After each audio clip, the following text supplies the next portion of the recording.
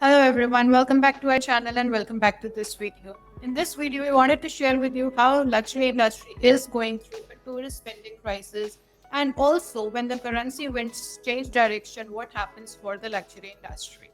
It seems that the perfect storm has hit the luxury industry. The global luxury goods industry is facing significant challenge as tourist spending patterns shift dramatically.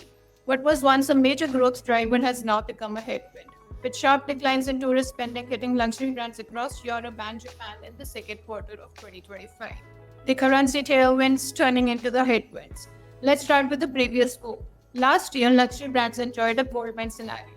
Chinese tourists flocked to Japan, taking advantage of the yen's 30-year low to snap up designer bags and shoes. American tourists splurged in European boutiques, powered by a strong dollar that boosted the purchasing power abroad. This tourist spending surge helped offset the declining demand in the key home markets. However, the current reality is quite different. The currency landscape has completely reversed. The US dollar has fallen more than 10% against the euro in H1 of 2025, and the yen is recovering from its historic lows.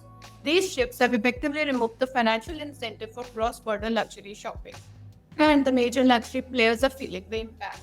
LVMH reported a 9% organic decline in the fashion and leather goods division. Its CFO cited spending changes as the primary culprit. American tourist spending slowed down very strongly, and previous year's Japan sales had surged 57%. That momentum is now gone.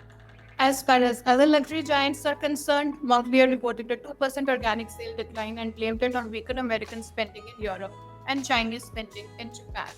Prada also reported 2% decline in the first half sales for its namesake brand, with tourists contributing 30% of the global sales. Kering, which is the owner of Gucci, had enjoyed a 27% growth in Japan last year, but that momentum is now gone. And this gives us an insight into the deeper market challenges, which is mainly the weakening in the foundation markets. The tourist spending decline is a compounding problem in luxury core markets. Let's talk about China. The consumer confidence remains at record lows. They are shaken by a declining local asset value post-pandemic era. And previously, the twin engine of luxury growth is now struggling. Similarly, for United States, luxury's biggest market by sales appears fragile. The current tariffs also threaten a new wave of price inflation, and the demand uncertainty is growing. When we talk about the industry outlook, we can see the storm clouds gathering. Analysts have dramatically revised their forecast from a plus 5% growth to a negative 2% decline for 2025 global luxury revenues, and the revision reflects increased likelihood of a global recession. Even the luxury group Richemont, with strong jewelry performance, is expected to face pressure. So, what are the key implications for the luxury industry? First and foremost, the price strategy reckoning. Brands may need to reconsider their aggressive, above inflation price increases of the recent years to win back the middle class consumers. Secondly, the geographic dependence risk. The volatility shows the danger of over relying on tourist spending and currency arbitrage rather than fundamental brand strength. Thirdly, the market diversification urgency. With both China and US showing weakness, brands need to strengthen positions in other markets. And fourthly, the value proposition reset. The era of easy growth through price increases may be ending, requiring the brands to focus on genuine value creation. In closing, we can say that the luxury industry's tourist spending crisis represents more than just a temporary currency headwind.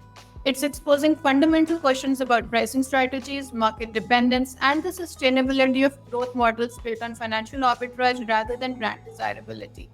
As the industry navigates this challenging period, brands that can adapt their strategies to focus on local market strength and genuine value proposition may emerge stronger, while those overly dependent on currency-driven tourist spending may continue to struggle.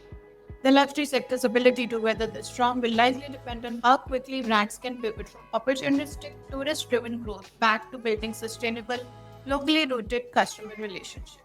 That's all that we have for you in this video. Hope you've enjoyed this video. Do stay tuned in for more.